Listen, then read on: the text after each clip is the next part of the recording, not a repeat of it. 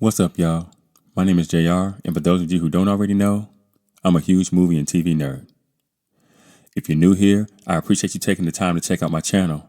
I hope you consider sticking around and joining the film community I'm trying to build here on YouTube. So in today's video, I'm going to be giving my reaction and review for Paramount Pictures' latest apocalyptic horror film, A Quiet Place, Day 1. And just so you guys know, this video will contain some mild spoilers, so if you haven't gotten around to getting to the theater to see this movie yet, and you don't want to know anything that happens in it, you might want to exit this video now. And with that being said, no more wasting time. Let's get into it.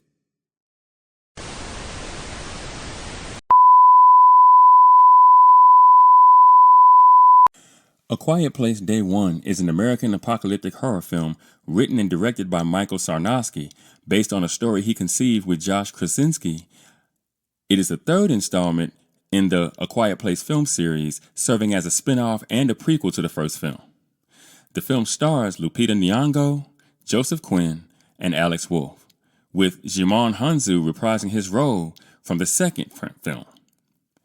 Its plot follows a terminally ill woman during the early stages of an invasion in New York City by blind extraterrestrial creatures with an acute sense of hearing.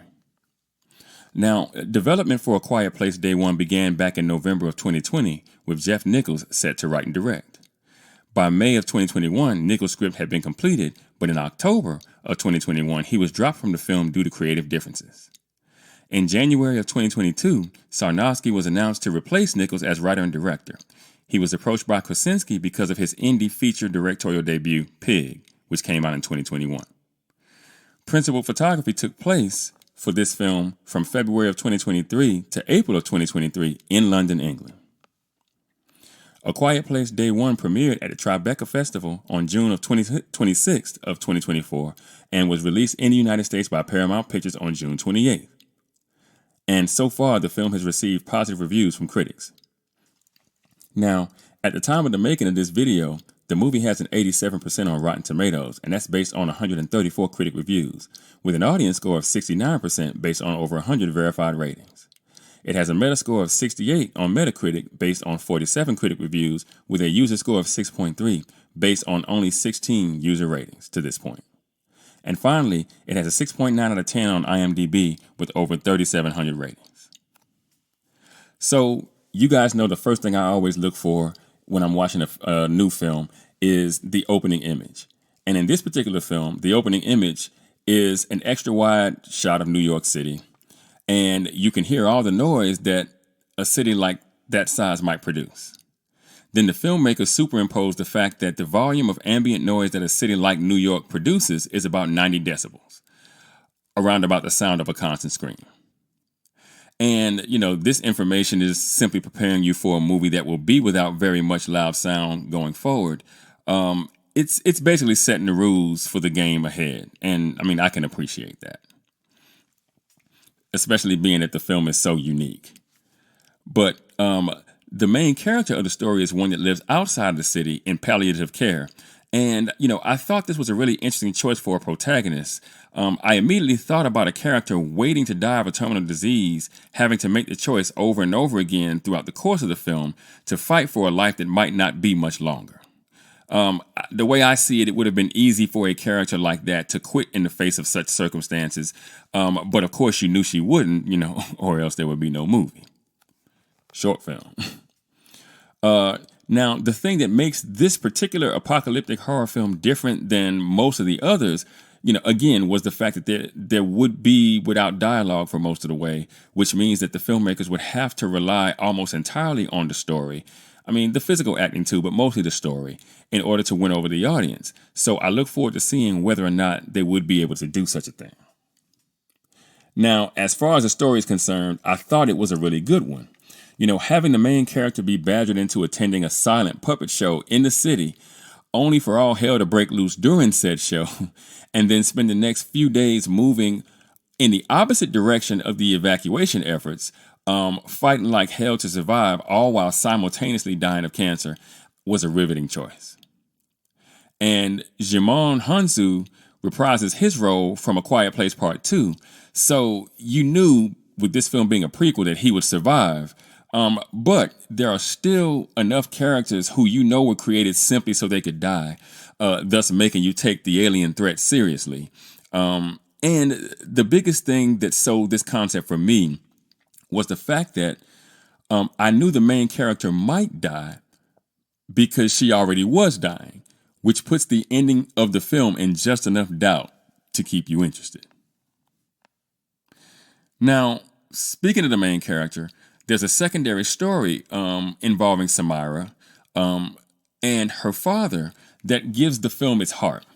And it's the thing that makes you care about her completing her perilous trek through the city, while, again, everybody else is trying desperately to get to the South Street seaport and the boats that are waiting there to evacuate survivors.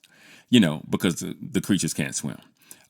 Which is kind of a necessary kind of situation that you need to have in these films, because there has to be some kind of weakness that the main character or characters can exploit in order to beat the alien threat, or at least get away from the alien threat and survive the day. And that's what they chose here. You know, the creatures can't swim. And it becomes pretty clear during Act 2 that whatever Samira has to go and do instead of evacuating is really important to her. Important enough, in fact, to die for. And when she meets Ruben, a man from England who is supposedly only in America for law school, I have to admit I was calling him British Robert Downey Jr. in my head the whole movie. But the pair become extremely important to one another and their survival all the way until the end of the film.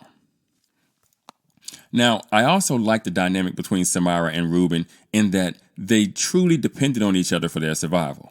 The filmmakers could have easily made Ruben completely useless, and he could have really been dead weight for Samira. And, you know, the way that movies are put together nowadays, I was fully prepared for them to do just that. But I was very happy and surprised that instead they chose to make them a team, like truly a team, with both of them having the chance to step forward from time to time and be heroic and save the other person in some way, shape, or form. And speaking of heroes, I gotta say that the cat was my hero, like for real. He deserves an Oscar. My man survived the entire film, and I don't think he meowed one time after everything went to shit. He even survived a flooded subway tunnel inside of a small travel bag. And anybody who's ever owned a cat, I have, you know that cats don't like to get wet at all. And so for him to go through all that and just stay cool as a cucumber, I thought was truly impressive. And, you know, the cat was a little mischievous. You know, throughout the film, he would wander off from time to time, but he always came back. And, you know, what's kind of funny is that as the film progresses, you can't help but be more and more and more concerned about the cat's survival. Like, I find myself watching a movie going, oh, cat, come back, cat. Don't do that, cat. Please don't get the cat. You know what I mean? But the cat makes it through the movie for anybody who, you know, was concerned about that.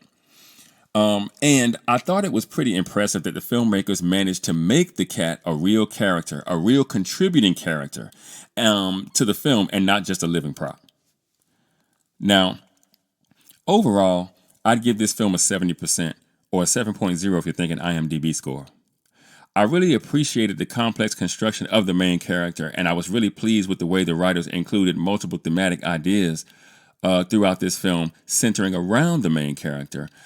Ultimately, like I said, making it rather unique in the apocalyptic horror film genre, with the lengthy periods of silence adding greatly to the tension of the ordeal as a whole. I really think the silence of the movie helped and didn't kind of hurt. That's just my opinion.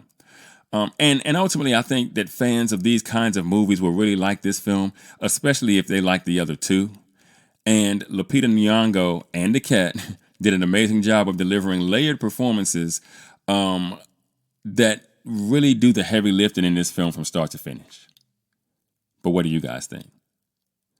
Have you seen A Quiet Place Day 1 yet? If you have, did you like it? Or did you find yourself taken out of the story by all of the silence? Let me know in the comments. And for those of you that might be new to the channel, be sure to like and share this video. If you really like the content, be sure to subscribe and hit that notification bell. That way you'll be notified whenever I drop a new video. Also, be sure to go and check out themaskscreenwriter.com for more television and film reviews and info on my upcoming film projects. And with that, I'm going to go ahead and get out of here. I got screenplays to write, and I'll catch y'all in the next video.